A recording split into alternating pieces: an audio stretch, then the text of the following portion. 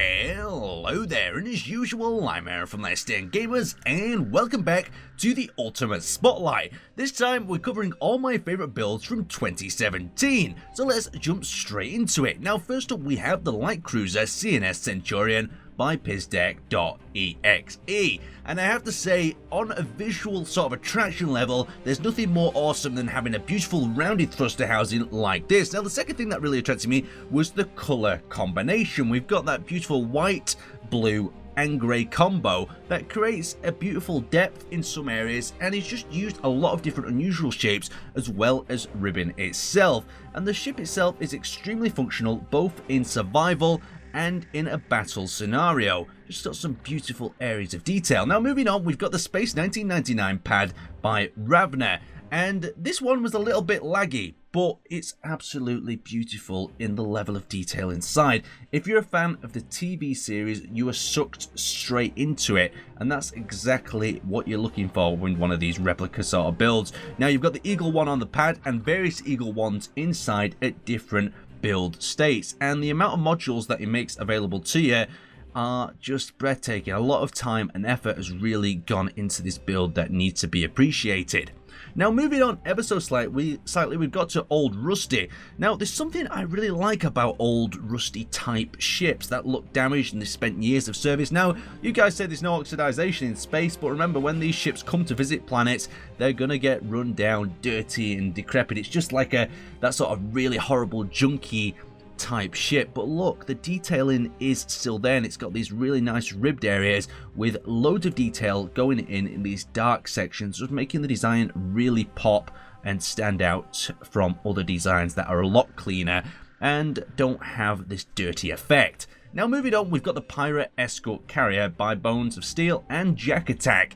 Now what I really like about this one is the simplistic design. It's clearly been thought out very well for survival. You've got the three pods that are divided at the front with what looks to be a beautiful sort of reinforced housing surrounding them. It's got the right amount of weapons, but you can also notice on top it's got connection points. So since this is an escort carrier, you can quickly dock your ships to the top area, rearm them and get them back into the fight. Where it doesn't pose too much of a threat to the enemy, the fighters inside definitely do. Very nice overall design.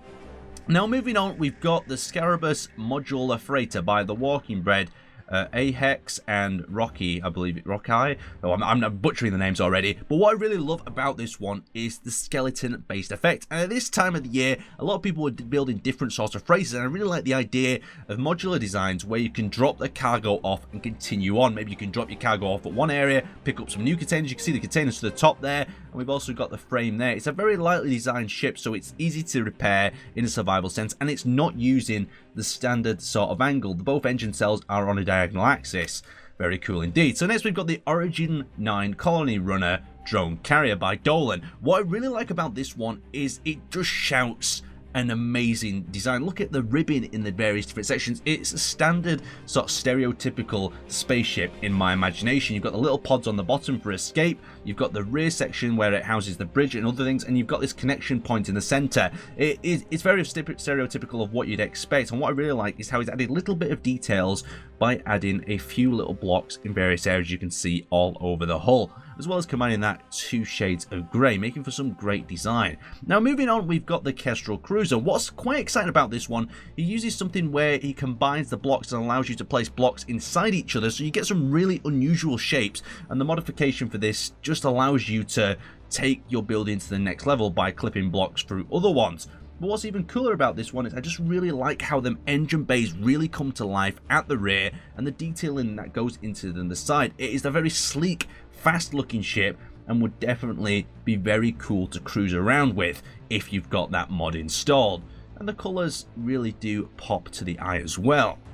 Now moving on, we've got the Junk Planet Freighter. Now this is another one of Sevek's designs, as we saw before, and what I really like about his stuff is that it's dirty, it's rusty, it looks like it's seen many years of action. On top we've got ourselves a cargo crane, so that makes two freighters for this list I'm guessing, but We've got the little pods going around the top in various different colours for various different designs, and it feels very reminiscent of a standard cargo ship today, just modified to actually travel to the far reaches of space and resupply them distant sort of outposts. A beautiful design, and I love the dirtiness of it. Now moving on, we've got something quite opposite, very clean. The Stardust Luxury Private Yacht by Himmers, or how could I say it? I don't want to butcher it, sorry. But what's beautiful about this is it's got a small ship interior that is extremely luxurious. It's even got a pole in there for whatever activities you want to get up to. But the design and the entranceway just really gives off this feeling of a luxury ship where an investment sort of designer or maybe an owner of a planet would actually be piloting around to his various luxury homes on different sides of the universe. Just beautiful, clean cut lines. Now moving on to the final one, this is the Fondor Star Wars Shipyard by Retech or Retech. And what's really nice about this one is, number one, the scale causes a little bit of lag, but the detailing that's gone into this, and more importantly, how he's managed to take time to stagger each one of them blocks. Now this can basically dock 2 Star Destroyers on both sides, and you can repair, maintain them, and then on the other side we've got this beautiful sloping curve. Anyway, I hope you like my picks for 2017, and I will see you next time.